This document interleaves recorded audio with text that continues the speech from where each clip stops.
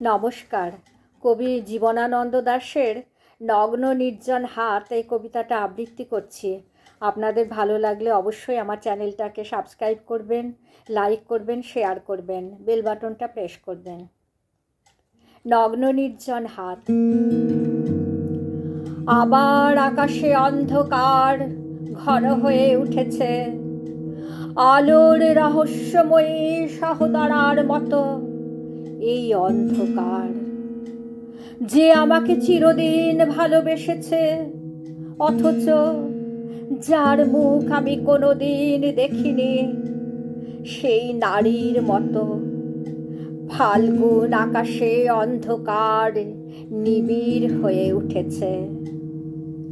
মনে হয় কোনো বিলুপ্ত নগরীর কথা, সেই নগরীর এক ধূসর প্রাসাদের রূপ জাগে হৃদয়ে।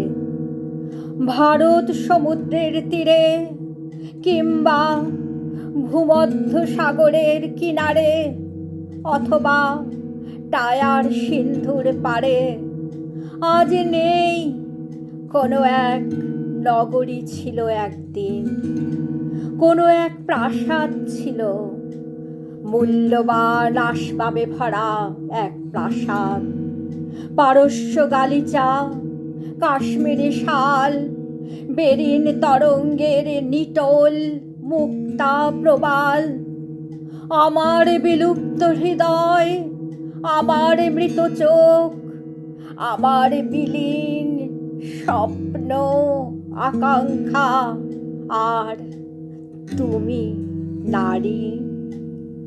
এই সব ছিল সেই জগতে একদিন। অনেক কমলা রঙের রোদ ছিল, অনেক কাকাতুয়া পায়রা ছিল, মেহগনির ছায়া ঘন পল্লব ছিল, অনেক অনেক কমলা রঙের রোদ ছিল, অনেক কমলা রঙের রোদ। আর তুমি ছিলে। তোমার মুখের রূপ কত শত শতাব্দী আমি দেখি না, খুঁজি না।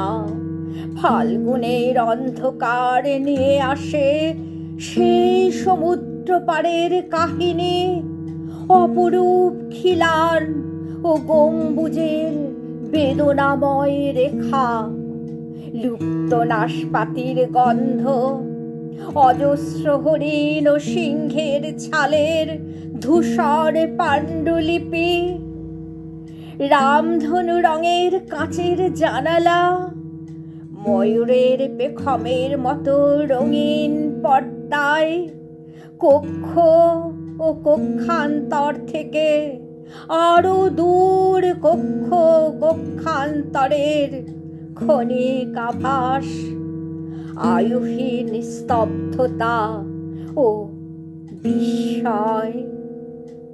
পর্দায় গালিচার রক্তাভ রৌদ্রের বিচ্ছুরিত শ্বেত, রক্তিম গেলাসে তরমুজ, তোমার নগ্ন নির্জন হাত, তোমার নগ্ন নির্জন হাত।